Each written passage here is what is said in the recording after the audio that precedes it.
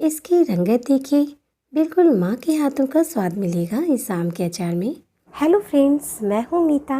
मेरे channel cook with मीता में आप सभी का तहे दिल से स्वागत है। अगर आपने मेरे चैनल को अभी तक सब्सक्राइब नहीं किया है फ्रेंड्स, तो प्लीज़ सब्सक्राइब कर लें और बेल आइकन को भी प्रेस कर दें, जिससे मेरी आने वाली न्यू वीडियो की नोटिफिकेशन आपको सबसे पहले मिल जाएगी। बिल्कुल वही ट्रेडिशनल तरीका शेयर कर रही हूँ फ्रेंड्स, जिस तरह से हमारी दादी नानी अचार बनाया करती थी और बिना प्रिजर्वेटिव के भी सालों साल अचार खराब भी नहीं होते थे और स्वादिष्ट इतना कि हर बार इसी तरीके से अचार बनाने का दिल करेगा। मैंने यहाँ 2 केजी कच्चे आम लिए हैं। सबसे पहली टिप्स, अचार बनाने के लिए अच्छी क्वालिटी का आम लें। इसे मैंने अच्छे से धोकर पोंछ लिया है। अब हमें आम को काट लेना है। आम के अंदर गुठली होती है तो केयरफुली काटें। अगर गुठली के साथ काटने में परेशानी हो तो जिस तरह से हम लोग पके हुए आम काटते हैं ना, गुठली हटाकर, तो उसी तरह से आप आम काट लें। यहाँ देखिए, सारे आमों को मैंने इस तरह से काट लिया है। मैंने यहाँ मीडियम साइज़ के पीसेस किए हैं आम के। आम को पहले एक बर्तन में डाल देती हूँ। अगर आप मार्केट से आम कटवा कर लाए हैं तो आप कटे हुए आम को अच्छे से वॉश कर लें और कपड़े से पोंछकर सुखा लें या पंखे की हवा में सुखा लें। पानी का अंश नहीं होना चाहिए आम के ऊपर। अब इसमें 150 ग्राम नमक डाल देती हूँ और ये 2.5 टेबल स्पून हल्दी डाल दूंगी। अच्छे से मिक्स कर लेती हूँ इसे। ये स्टेप आप ज़रूर फॉलो करें, इससे आपके अचार बिना प्रिजर्वेटिव के भी साल भर से भी ज़्यादा चलेंगे। अब इसे पतले कपड़े से ढककर 10 से 12 घंटे के लिए छोड़ देती हूँ या रात भर के लिए छोड़ दें। 12 से 15 घंटे हो गए हैं। आम को चेक कर लेती हूँ। नमक की वजह से आम ने कितना सारा पानी छोड़ दिया है। सबसे पहले आम को एक जाली पर रखती जाऊंगी। ये वही ट्रेडिशनल तरीका है आम का अचार बनाने का जो दादी नानी बनाया करती थी। इस तरीके से अचार बनाने से आपके अचार सालों साल खराब नहीं होंगे, क्योंकि नमक जो है ना वो प्रिजर्वेटिव का काम करते हैं और हमें अलग से प्रिजर्वेटिव डालने की जरूरत नहीं पड़ती। और देखिए इसमें कितना सारा नमक और हल्दी का पानी बच गया है। इस पानी का अब कोई काम नहीं है। इसे हटा देती हूँ और आम को कॉटन कपड़े पर धूप में फैला दूंगी 2 घंटे के लिए। अगर धूप नहीं है तो 4-5 घंटे के लिए फैन के नीचे रख दें। अब मसाले देख लेती हूँ। पैन में ये 100 ग्राम पीला सरसों ले रही हूँ।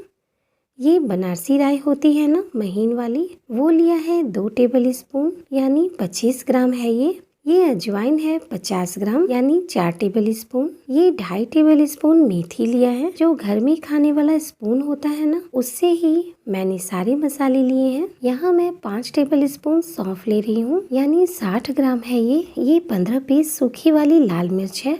ये मैं 3 पीस काश्मीरी मिर्च डाल रही हूँ। हो तो डाल लें, वैसे कोई जरूरी नहीं है इसे डालना। बाद में तो काश्मीरी मिर्च का पाउडर डालूंगी ही। ये 1 टेबल स्पून यानी 10 ग्राम कलौंजी है। इसे अभी नहीं डालेंगे, इसे अभी साइड में रखती हूँ। अब इन सारे मसालों को लो फ्लेम पर रोस्ट कर लूंगी। इस बात का हमें खास ध्यान रखना है कि मसालों का कलर चेंज नहीं हो।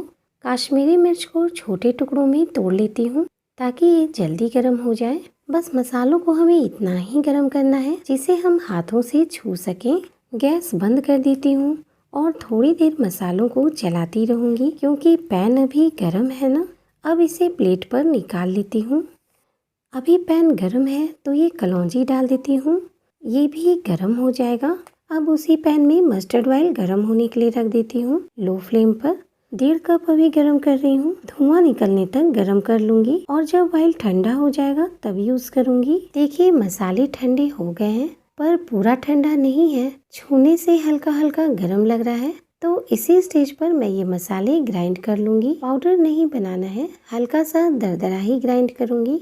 देखिए मैंने इसे कोर्सली ग्राइंड कर लिया है। मैं आपको पास से दिखाती हूँ। इसी टेक्सचर का हमें ग्राइंड करना है। अभी मसालों को ढककर साइड में रखती हूँ। अब आम देखिए 2-3 घंटे के लिए धूप में रख दिया था। आम का मॉइस्चर एकदम खत्म हो गया है। सारे आम को एक बर्तन में पलट देती हूँ और सबसे पहले मैं जो मसाले ग्राइंड किए थे ना, वो डाल देती हूँ। 2-3 टेबल स्पून बचा लिया है।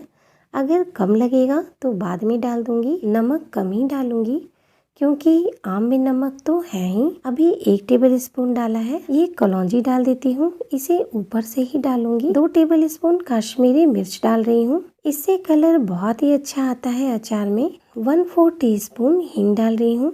अब ये तेल ठंडा हो गया है तो डाल देती हूँ इसे। अब सबको अच्छे से मिक्स कर लूंगी। आम के साथ मसाले अच्छे से मिक्स हो गए हैं। एक बार यहाँ पे हल्का सा टेस्ट कर ले कि नमक वगैरह ठीक है ना। और कलर भी बहुत शानदार आया है। देखिए, मैंने यहाँ एक कांच का जार लिया है जिसे स्टेरिलाइज्ड कर लिया है, यानी गर्म पानी में अच्छे से धोकर धूप में सुखा लिया है। तो अब मैं इसमें ही सारे अचार डाल दूंगी। अब इसके ऊपर से 1 कप तेल और डाल देती हूँ। अगर आपको अचार साल भर रखना हो तो तेल इसमें अच्छे से डालें, और अगर आप कम दिनों के लिए अचार बना रहे हैं तो ज़्यादा तेल नहीं भी डालेंगे ना तो चलेगा। अब इसके ऊपर एक कॉटन कपड़ा लगा दूंगी। चलिए अब इसे धूप में रख देती हूँ। 2 से 4 दिन में ही अचार खाने लायक हो जाएगा। 4 दिन के बाद देखिए अचार कितना नीचे चला गया है, आम कितने अच्छे से गल गया है। मैं आपको निकाल कर दिखाती हूँ, कितना टेस्टी दिख रहा है। आ रहा है ना मुंह में पानी। आप एक बार इस अचार को जरूर ट्राई करें। मैं गारंटी के साथ कह सकती हूँ फ्रेंड्स, अगर आपने एक बार ये अचार बना लिया ना तो हर बार इसी तरह से बनाना चाहेंगे। अगर आपको मेरी रेसिपी थोड़ी सी भी पसंद आती है फ्रेंड्स, तो एक लाइक कर दीजिएगा मेरी मोटिवेशन के लिए, और मुझे कमेंट बॉक्स में ज़रूर बताएं कि आपको मेरी ये रेसिपी कैसी लगी। मिलती हूँ नेक्स्ट वीडियो में एक नई रेसिपी के साथ।